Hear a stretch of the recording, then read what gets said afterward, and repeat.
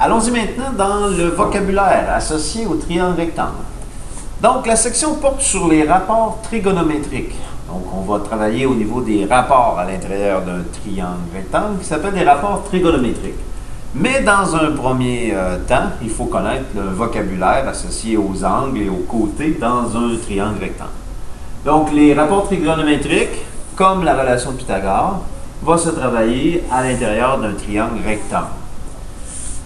On a vu précédemment que dans le triangle rectangle, lorsqu'on repère l'angle droit, en face de l'angle droit, c'est toujours l'hypoténuse.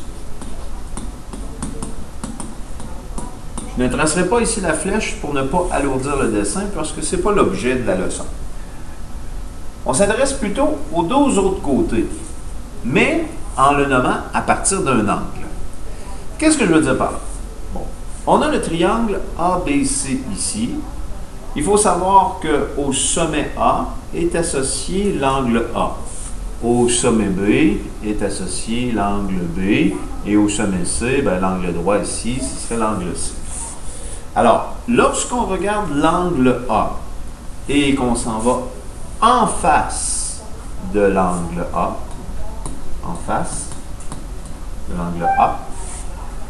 on dit que le côté BC est le côté opposé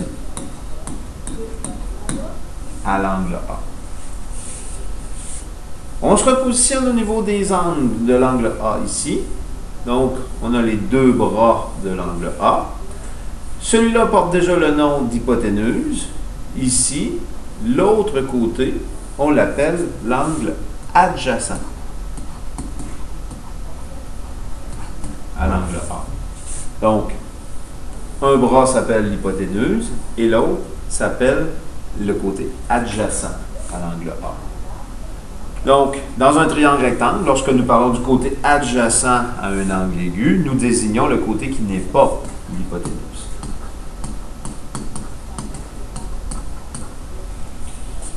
Donc, pour voir si on maîtrise bien la leçon, donc, on a un triangle rectangle ici, ABC. Quel est le côté adjacent à l'angle A? Donc, le sommet A, l'angle A, le côté adjacent. Donc, en face de l'angle droit, on a l'hypoténuse. Ce bras-là de l'angle droit s'appelle l'hypoténuse. Donc, l'autre côté ici sera mon côté adjacent. Donc, AC est le côté adjacent à l'angle A. Maintenant, le côté opposé à l'angle A, en face de l'angle A, donc CB, est le côté opposé à A. Allons-y maintenant avec l'angle B. L'angle B ici. Le côté adjacent à B. Un bras de l'angle B ici est l'hypoténuse, donc l'autre côté ici, donc CB, est le côté adjacent à B. Et le côté opposé à B, donc en face du B, AC,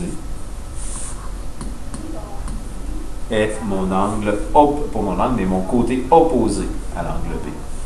Donc, on voit que, dépendant de où on se positionne, le côté adjacent devient le côté opposé par rapport à l'autre angle.